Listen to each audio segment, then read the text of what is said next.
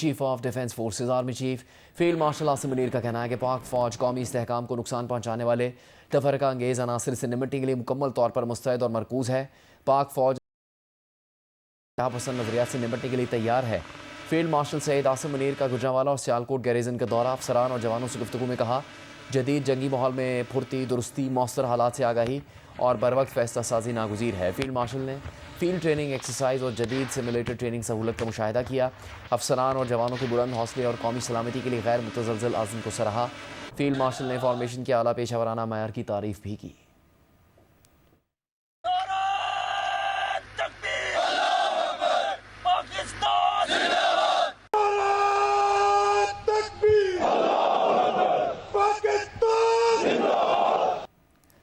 वज़ीर पेट्रोलियम अली परवेज़ मलिक ने कहा कि 1800 अरब रुपए का ईंधन खरीद कर इस्तेमाल कर चुके, अब इसकी अदायगी करनी है।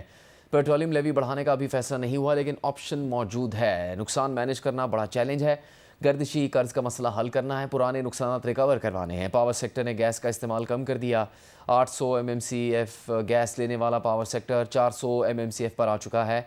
आगे गैस का इस्तेमाल कम होकर 200 MMCF रह जाएगा। 20,000 मेगावाट बिजली सोलर से बन रही है। वज़ीर आज़म शहबाज शरीफ ने नेशनल रेगुलेटरी रिफॉर्म्स को तेज़ी से अमली शक्ल देने की हिदायत की है। लाहौर में नेशनल रेगुलेटरी रिफॉर्म्स की इफ्तिताही तकरीब से खिताब में कहा कि इस प्रोग्राम को तेज़ रफ्तारी से अमली शक्ल दी जाए ताकि आवाम हकीकी तब्दीली महसूस कर सके। पेशावर से कराची तक ऐसी तब्दीली जो सिर्फ बातों तक महदूद ना हो बल्कि अमली इक़दाम की सूरत में सामने आए।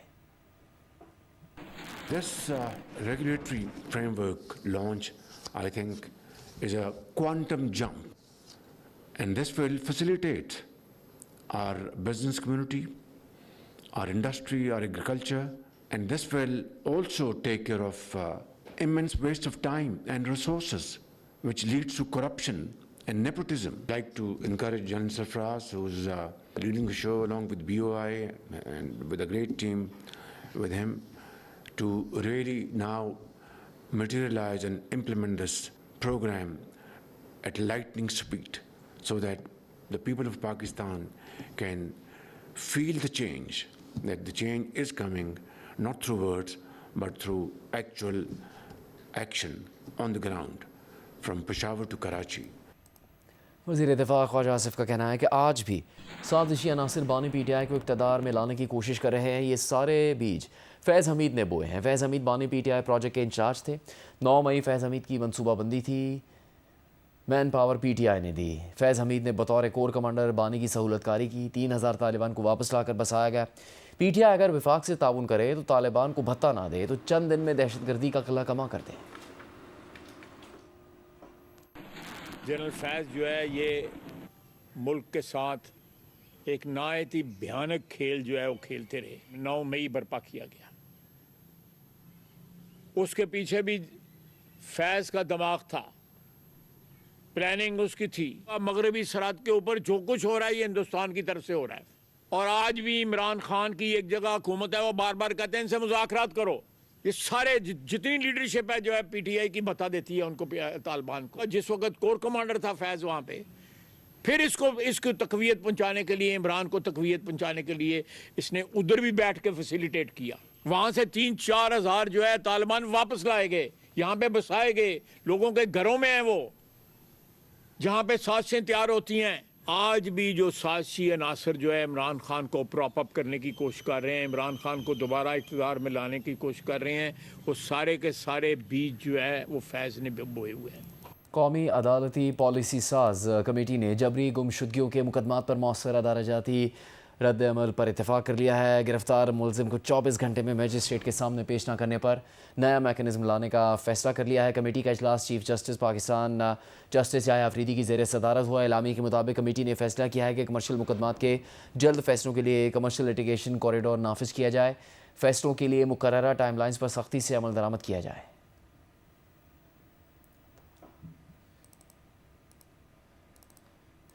कराची में 35वें नेशनल गेम्स पाकिस्तान आर्मी की बर्तरी के साथ ख़त्म हुए। इख्तितामी तकरीब में chief of defence forces field marshal Asim Munir मेहमान खुसूसी थे।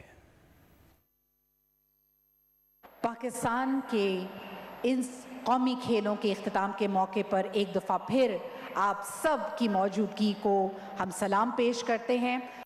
6 से 13 दिसंबर तक जारी रहने वाले नेशनल गेम्स की इख्तितामी तकरीब नेशनल बैंक स्टेडियम में हुई। 18 बरस बाद कराची में होने वाले 35वें नेशनल गेम्स पाकिस्तान आर्मी की बरतरी के साथ खत्म हुए। इख्तितामी तकरीब में फील्ड मार्शल आसिम मुनीर मेहमान खुसूसी थे। Chairman Pakistan Peoples Party Bilawal Bhutto, वजीर आला सिंध मुराद अली शाह और वजीर खेल सिंध सरदार मोहम्मद बख्श मेहर भी मौजूद थे। इस मौके पर बिलावल भुट्टो ने फील्ड मार्शल आसिम मुनीर को सिंध की अजरक और टोपी का रिवायती तोहफा भी पेश किया। गेम्स में आर्मी ने मजमूई तौर पर 353 मेडल के साथ कायद आजम ट्रॉफी जीत ली। वापडा की 232 और नेवी की 110 मजमूई मेडल के साथ दूसरी और तीसरी पोजीशन रही। गेम्स में बेहतरीन कारकर्दगी पेश करने वाले खिलाड़ियों को भी इनामात दिए गए। आखिर में नेशनल गेम्स का फ्लैग पंजाब ओलंपिक एसोसिएशन के अहदेदारों के हवाले किया गया, जहां अगले कौमी गेम्स मुनक्किद होंगे। Punjab Olympic Association, who will be hosting the 36th National Games.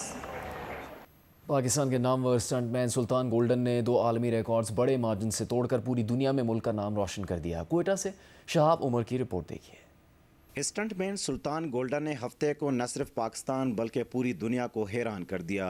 Sultan golden ने 2022 का तेज तरीन रिवर्स ड्राइव का 1 मिनट 15 सेकंड का आलमी रिकॉर्ड तोड़कर नया रिकॉर्ड कायम किया।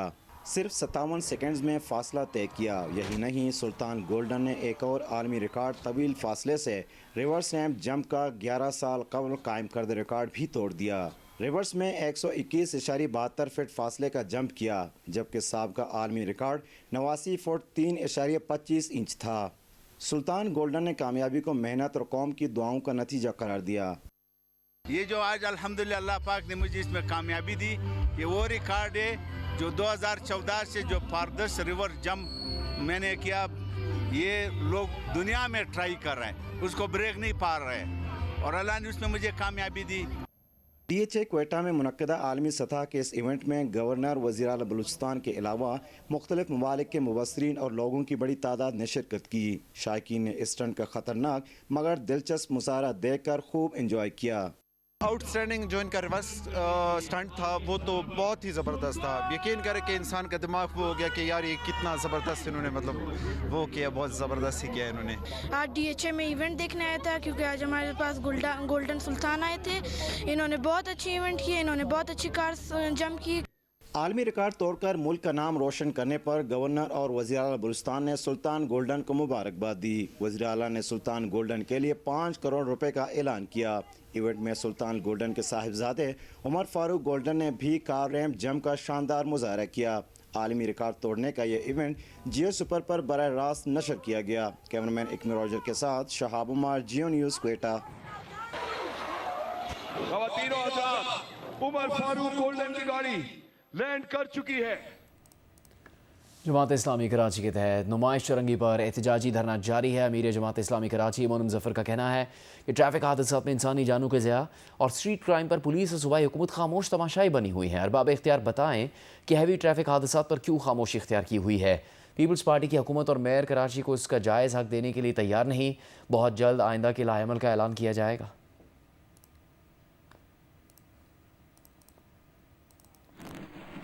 इस्लामाबाद की अदालत ने गाड़ी की टक्कर से स्कूटी सवार 2 लड़कियों समरीन हुसैन और ताबिंदा बतूल की हलाकत के मुकदमे में फ़रीक़ैन की सुलह का तहरीरी हुक्मनामा जारी कर दिया है। जुडिशल मजिस्ट्रेट शाइस्ता कुंडी ने हुक्मनामे में लिखा कि लड़कियों के वरसा ने मुलजिम को अल्लाह के नाम पर माफ़ किया। याद रहे कि कम सिन मुलजिम फ़रीक़ैन की सुलह के बाद पिछले हफ्ते रिहा हो चुका है, क्योंकि वरसा ने कहा था कि उन्हें मुलजिम की रिहाई पर कोई एतराज़ नहीं। हादसा पिछले दिन उस वक्त हुआ जब 18 साल से कम उम्र मुलजिम ने तेज़ रफ्तार लग्जरी गाड़ी चलाते हुए इस्लामाबाद में PTV चौक पर स्कूटी को टक्कर मारी। यानी शाहिदीन के मुताबिक लड़का इंतहाई लापरवाही से गाड़ी चला रहा था। हिरासत में ले जाने के बाद लड़के ने यह भी बताया कि हादसे के वक्त वो सोशल मीडिया के लिए वीडियो बना रहा था। इस्लामाबाद पुलिस के एक एहलकार के मुताबिक हिरासत में लिया गया लड़का आला अदालती शख्सियत का बेटा है, जिसके पास ड्राइविंग लाइसेंस भी नहीं था। हादसे का शिकार होने वाली स्कूटी चलाने वाली लड़की के पास भी ड्राइविंग लाइसेंस नहीं था। हादसे के बाद एक लड़की के वालिद ने जियो न्यूज़ से गुफ्तगू में बताया कि जज साहब इजहार हमदर्दी के लिए घर आए थे। उन्होंने तस्लीम किया कि गलती उनके बेटे की है। वालिद के मुताबिक इस मुलाकात में दियत पर कोई बात नहीं हुई।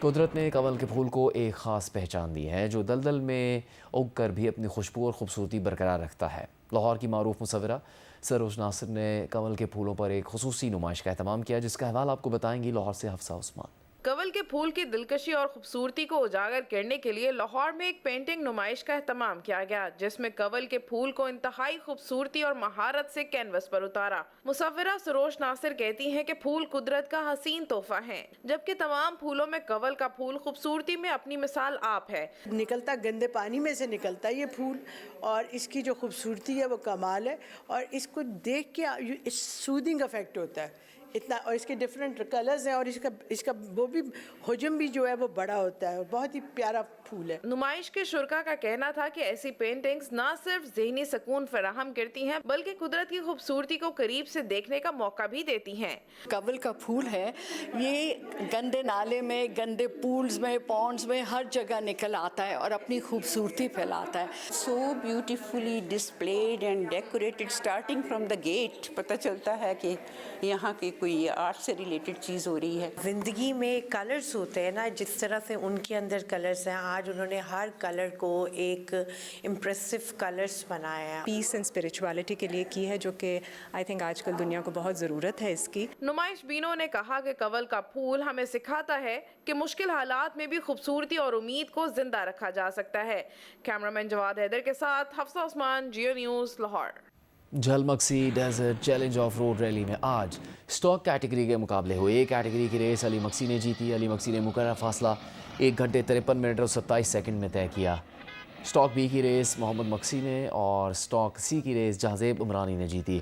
स्टॉक डी की कैटेगरी में फलक शेर बलोक फातेह रहे। वुमेन प्रिपेयर्ड कैटेगरी दीना पटेल ने अपने नाम की। दीना पटेल ने मुकर्रर फासला 1 घंटे 27 मिनट और 34 सेकंड में तय किया। रेस के दौरान टायर बर्स्ट होने से एक गाड़ी उलट गई, 2 ड्राइवर जख्मी हो गए। प्रिपेयर्ड कैटेगरी के मुकाबले कल भी होंगे।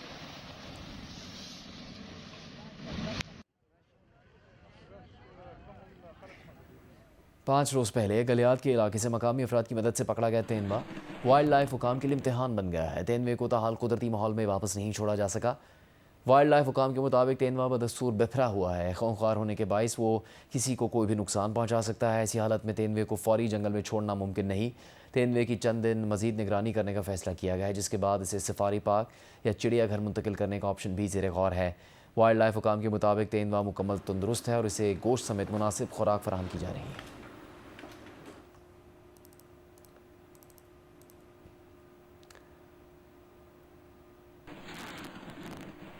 लाहौर में बसंत मनाने के लिए इंतज़ामिया ने मैन्युफैक्चरर के लिए फॉर्म जारी कर दिया है। सरकारी ज़राए का कहना है कि बसंत मनाने का कोई मखसूस पॉइंट नहीं होगा, बसंत पूरे लाहौर में मनाने की इजाज़त होगी। कल लाहौर में बसंत का मरकज़ी और बड़ा इवेंट होगा। पूरे लाहौर में बसंत की रेडियाँ और स्टॉल्स लगाए जाएंगे। लाहौर में 500 रजिस्टर्ड मैन्युफैक्चरर्स बसंत का सामान तैयार करेंगे, जिन्हें खुसूसी लाइसेंस जारी होंगे।